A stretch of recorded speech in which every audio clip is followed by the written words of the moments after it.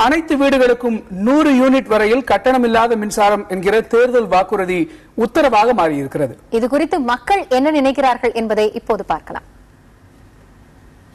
100 unit current ஃப்ரீன்னு சொன்னதுனால எங்களுக்கு ரொம்ப சந்தோஷம். நாங்கெல்லாம் ரொம்ப ஏழைங்க, கஷ்டப்படுறதுனால ஃப்ரீன்றதுனால எங்களுக்கு ரொம்ப சந்தோஷம். அம்மாவுக்காக ரொம்ப நன்றி. நாங்களாம் மாசம்னா 2 மாசத்துக்கு முன்னாடி 600-700 கட்ட வேண்டாம் வரும். இப்போ எங்களுக்கு கம்மியாக பண்ணிக்கிற அம்மா.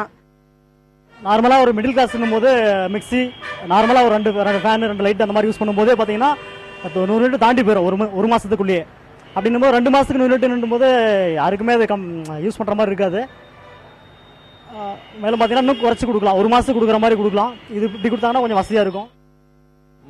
ஏழை எளிய மக்கள் பார்த்தீங்கன்னா ரொம்ப பெரிய விஷயமா எதிர்பார்க்கலாம். ஆனால் நடுத்தர குடும்ப இருக்க மக்கள் பார்த்தீங்கன்னா இது ஒரு பெரிய விஷயம் இல்லை. ஏன்னா மினிமம் பார்த்தீங்கன்னா 100 யூனிட்டுக்கு மேலே தான் ஒவ்வொரு ஃபேமிலியும் ஓடிட்டு இருக்கு. அப்போ 100 யூனிட்டுக்கு உள்ள இருக்கிறவங்க மட்டும் ஃப்ரீன்னு பார்த்தீங்கன்னா ரொம்ப குறைந்த அளவில் உள்ள மக்கள் தான் பயனடைவாங்க.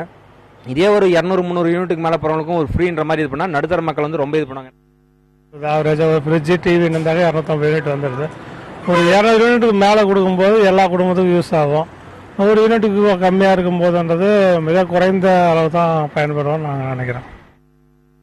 பரம்பரை ஏழைங்களுக்கும் யூஸ் ஆகும், இல்லாதவங்களுக்கும் யூஸ் ஆகும். இது நல்ல ஒரு திட்டம் அம்மா கொடுத்துங்கிறது.